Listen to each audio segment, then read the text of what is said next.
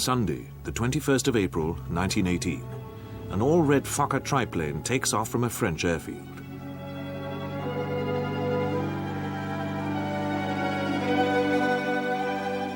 Below it, the last great German offensive on the Western Front, launched a month before, threatens to split the British and French armies and open the way to Paris.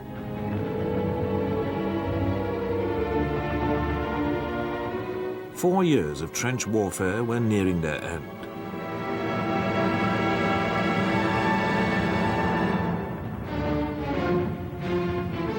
Overhead, a furious air battle was raging. On the ground and in the air, the fate of Germany hung in the balance. In a maelstrom of dogfights above the trenches, men and machines were stretched to the limit of their endurance.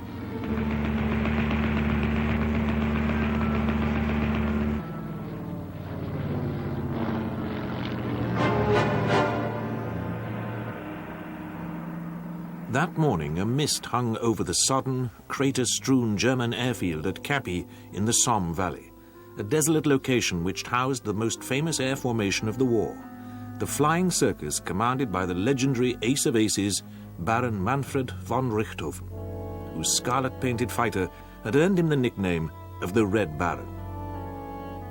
At last, a watery sun dispersed the mist. Von Richthofen's triplane was readied for combat. The Red Baron squeezed into his flying gear as his mechanics fussed over last-minute adjustments to his aircraft. The mission for which von Richthofen was preparing was routine, no different from hundreds he had flown. He was to lead a patrol to attack British reconnaissance aircraft flying over the Somme.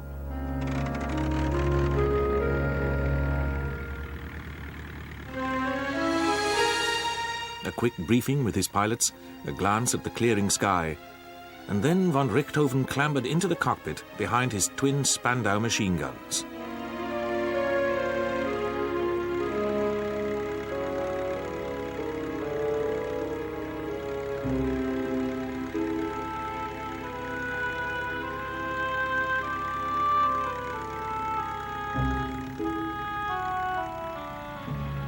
Then he took off at the head of the first of two flights of fighters. When von Richthofen's patrol returned, they brought grim news.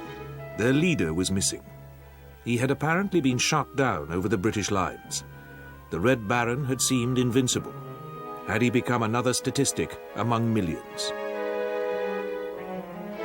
His flight had tangled with a squadron of Sopwith Camels of the Royal Air Force. Richthofen had last been seen with one of them on his tail, piloted by Captain A.R. Brown. The effect on German morale was shattering. The Red Baron had been flying over a sector held by Australian troops, and they formed a guard of honor at his funeral. But even as von Richthofen was consigned to the grave, a bitter argument was raging over who had shot him down. Did the Red Baron fall to the guns of Brown's Camel, or was his fabulous career brought to an end by a mud-bound machine gunner in the Australian trenches below him? The mystery added another layer to the myths surrounding the career of the greatest fighter ace of the First World War.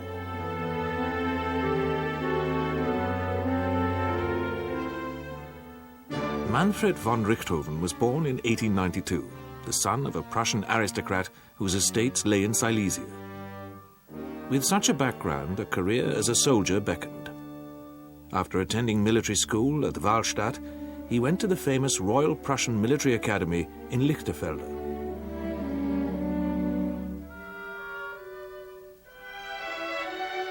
Manfred was a superb shot and horseman. In 1912, with the rank of lieutenant, he joined a crack regiment of Uhlans. In August 1914, the rhythms of peacetime soldiering were interrupted by war. Manfred led his troop of Uhlans into Russian Poland, but within 2 weeks his unit was transferred to the Western Front. In the war which took a grip on France, there was no role for cavalry. Trenches, barbed wire and machine guns made the man on the horse a helpless bystander.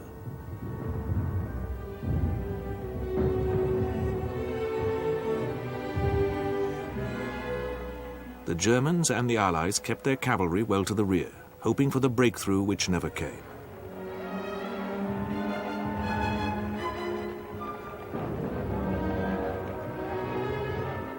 Von Richthofen was relegated to the unromantic role of supply officer. Endless paperwork and the drudgery of days spent in reeking dugouts made cavalry charges a distant memory. From the trenches, von Richthofen had plenty of time to observe the new form of warfare being born overhead. The young cavalry officers saw a way to escape the mud and boredom.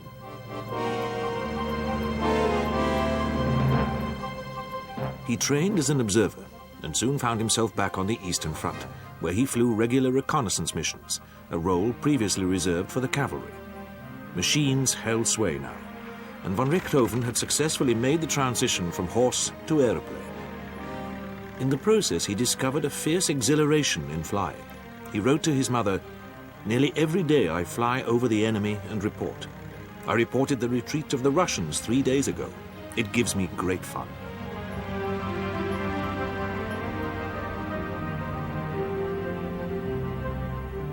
In August 1915, von Richthofen was transferred to the Western Front to join a top-secret formation codenamed the Carrier Pigeon Unit, which was pioneering long-range bombing operations. By now, he had developed a burning ambition to become a pilot, but had to wait until the Christmas of 1915 before he completed training and received his wings. Back in France, and spoiling for a fight, von Richthofen immediately fitted a machine gun to the upper wing of his two-seater reconnaissance aircraft. Air combat had made great strides since the early days of the war, when pilots went aloft armed with carbines and pistols. The breakthrough had come in February 1915, when the French introduced a fixed machine gun which fired forward through the propeller. Steel plates deflected the few bullets which the designers of the system, Roland Garros and Raymond Saulnier, calculated would strike the blades. But Garros came down behind enemy lines, and his captured aircraft enabled the aero engineer Anthony Fokker to design an interrupter gear, which allowed the gun to fire only when no propeller was in the way. The interrupter was fitted to a Fokker monoplane, the Eindecker, which became the first true fighter aircraft. In what became known as the Fokker Scourge, the Eindecker's synchronized machine gun took a heavy toll of virtually defenseless Allied reconnaissance aircraft.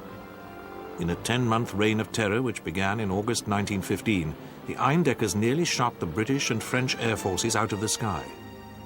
In January 1916, the headquarters of the British Royal Flying Corps ordered that every reconnaissance aircraft was always to be escorted by at least 3 combat aircraft flying in close formation. The Eindecker also produced a new breed of fighter aces. The charismatic Oswald Boelcke codified the essentials of air combat in a pithy set of rules. His friend Max Immelmann reportedly devised a classic maneuver which bears his name, the Immelmann turn, a loop and half roll which put his aircraft above and then behind a pursuing enemy machine, usually with fatal results.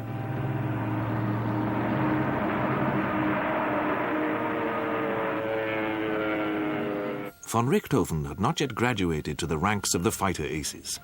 He continued to fly reconnaissance and bombing missions, first from Metz and then back on the Eastern Front, where in June 1916 the Russians launched a massive offensive.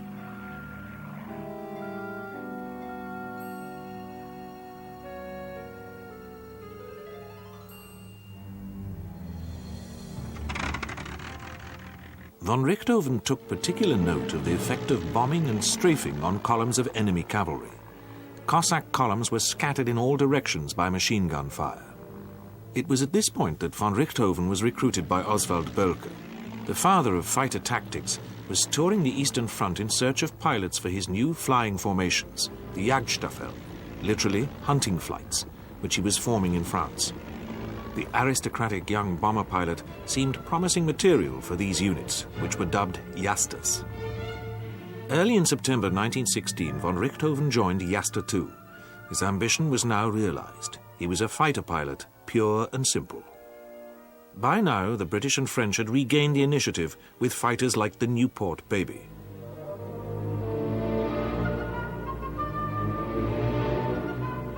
The Eindecker was obsolete, but a sleek, sharp-nosed replacement had arrived at the front, the Albatros biplane. It was in an albatross that von Richthofen scored his first official victory on 17th of September 1916, bringing down an Fe-2 pusher biplane of the Royal Flying Corps.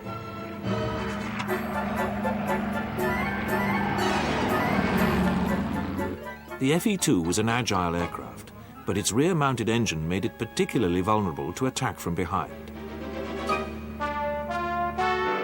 The mortally wounded pilot managed to bring his aircraft down. Von Richthofen landed alongside to confirm his kill. That night, von Richthofen ordered a silver cup from a Berlin silversmith as a trophy. It would be the first of many.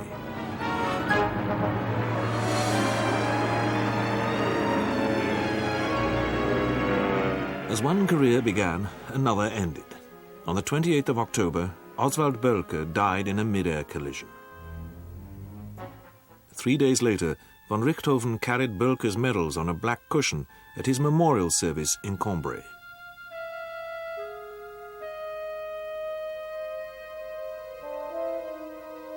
Von Richthofen's score was now mounting, but on the 23rd of November 1916, he nearly met his match in an epic duel with the English Boelcke, Major Lanu Hawker, the commander of the Royal Flying Corps' 24 Squadron. But it was Hawker who died, only yards short of the safety of the British lines. Lanu Hawker had been flying an obsolete DH-2 pusher, but the supremacy of the Albatross was now challenged by new, faster, and highly maneuverable types like the Sopwith Pup, one of the first British fighters armed with a synchronized machine gun firing through the propeller.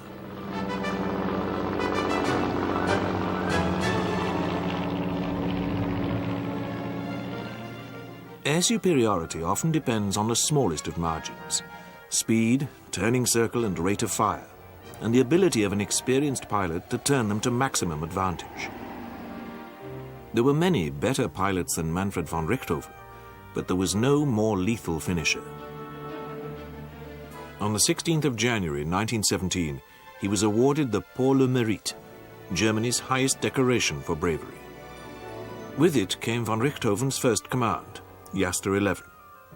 In contrast to the Royal Flying Corps, the Germans concentrated their best fighter pilots in elite units. Serving under von Richthofen in Jaster 11 was his brother Lothar, who would end the war with 60 victories. Their garishly coloured aircraft gained the unit the name of the Flying Circus. The Red Baron led from the front in his scarlet-painted Albatross. In a further reorganization of the German air arm in June 1917, von Richthofen took command of 4 Jasters grouped together in a fighter wing, Jagdgeschwader 1, or JG-1.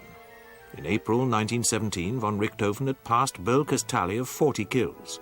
Soon he would become a propaganda weapon. Aces like Britain's youthful Captain Albert Ball had become legends, as had France's frail hero Georges Guynemer. These men were portrayed as knights of the air, individuals in a mass war. America's dashing Raoul Lufbery had served with the French Lafayette Squadron before becoming his nation's first ace. But none of them was immortal. Lufbery and Guynemer were shot down, and Albert Ball died after losing control in a dogfight with the Flying Circus. He had just shot down Lothar von Richthofen, but Lothar lived to tell the tale. Only the Red Baron seemed invincible. He had turned air combat into a steely science. He always fought at the head of a group, carefully selecting his targets. He scorned flashy aerobatics and dispatched his victims at the closest possible range, opening fire only when he was sure of hitting a vital part of the aircraft or the pilot.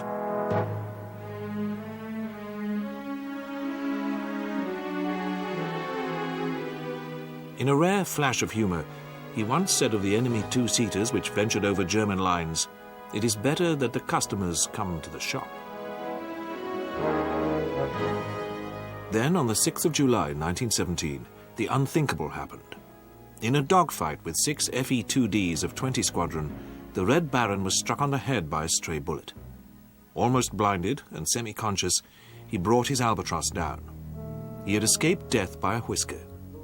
But within 3 weeks, von Richthofen had discharged himself from hospital and with his head bandaged was leading his men again.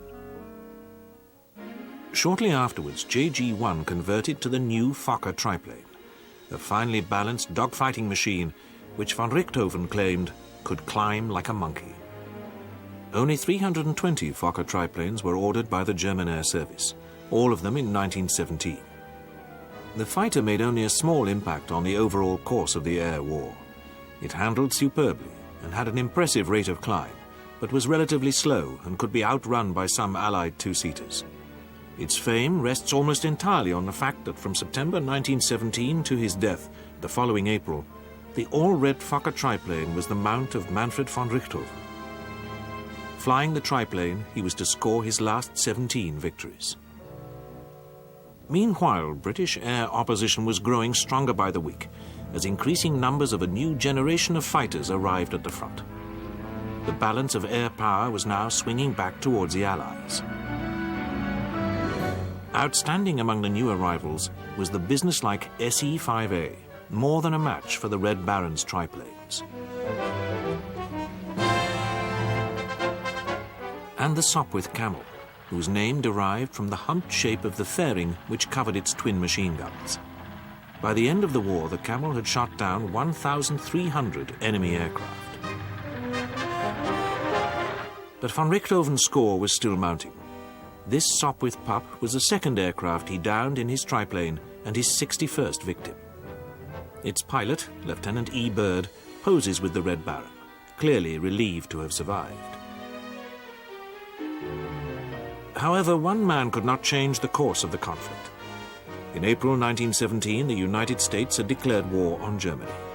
5 months later, the first combat squadrons of the US Air Service began to fly in action alongside their battle-weary French and British allies.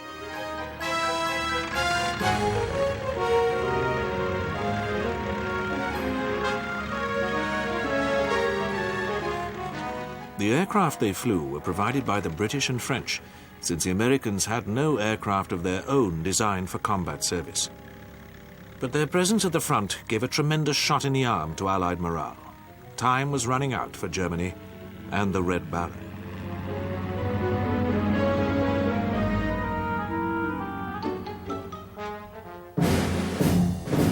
By now, von Richthofen, seen here with the Kaiser, had attained the status of a national icon.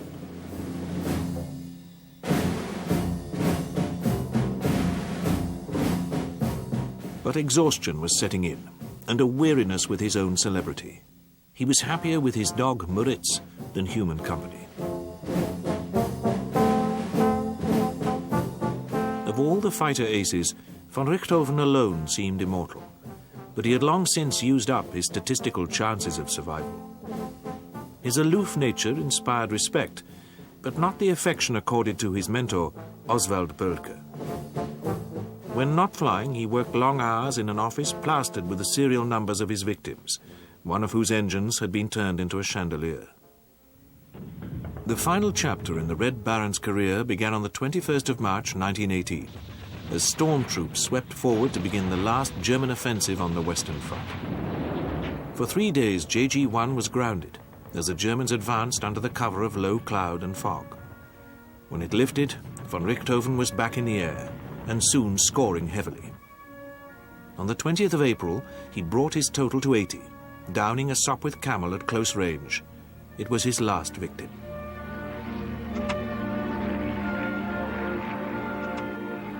The next day brought the fatal patrol over the Somme.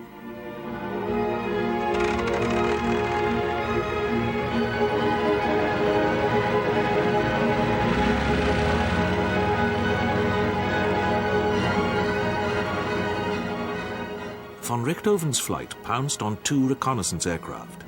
As the dogfight drifted over the British lines, it attracted anti-aircraft fire.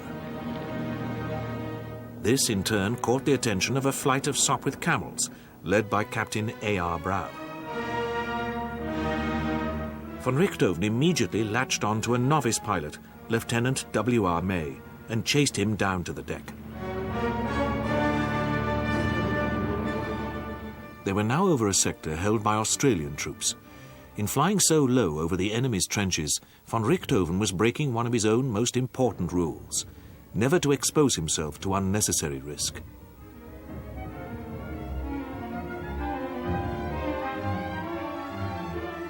Several Australian machine guns opened fire at the Fokker triplane flashing overhead.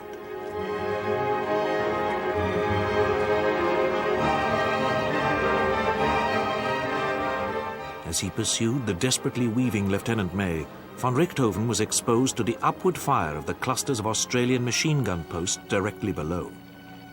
And the pursuer had become the pursued. Von Richthofen, absorbed with finishing off May, was now being chased by Captain Brown, who hit the triplane with a burst of fire before turning away. What happened next remains unclear. What is certain is that the triplane was also taking hits from the ground. Minutes later, it came bumpily to earth in a beet field. Von Richthofen was found dead in his cockpit, his hand still gripping the control column. His Fokker triplane was quickly stripped of its equipment. What better souvenir than the deadly Spandaus of the Ace of Aces? There was no attempt to assess how many shots had hit the triplane or from what angle.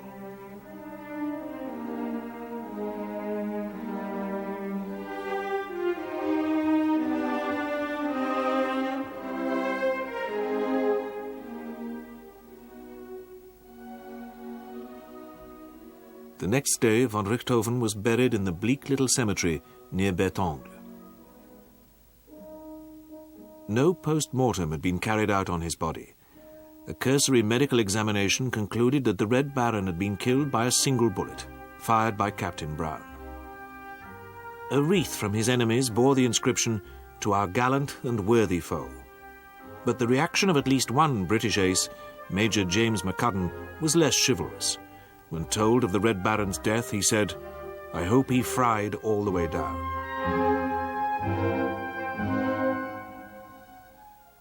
The Australians had the honour of firing the last salute. The fallen hero was a week short of his 26th birthday. In November 1925, the remains of the Red Baron were returned to Germany and reinterred in Berlin's Invaliden Cemetery. Another volley rang out.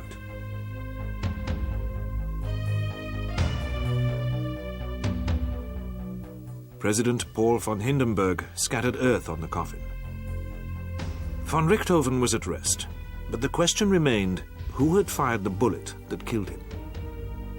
Immediately after the Red Baron's death, two Australian machine gunners, named Buey and Evans, were personally congratulated by their commanding general, Sir Henry Rawlins. But the pilots of the newly formed Royal Air Force, which had come into being on the 1st of April 1918, would have none of it. They credited Captain Brown with the kill.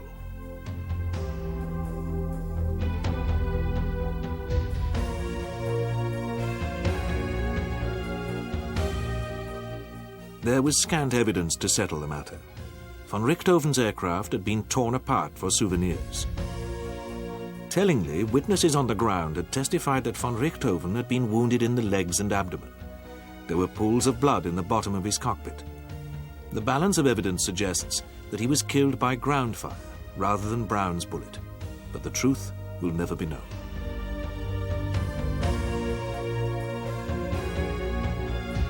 In those last moments over the Somme Valley, did the Red Baron remember the bitter romance of the dogfight, evoked by the British pilot Cecil Lewis when he wrote, "The way the earth looked, falling, swallowing to stop deafness at altitude, the scream of the wires, the gasps before the dive, the machine gun.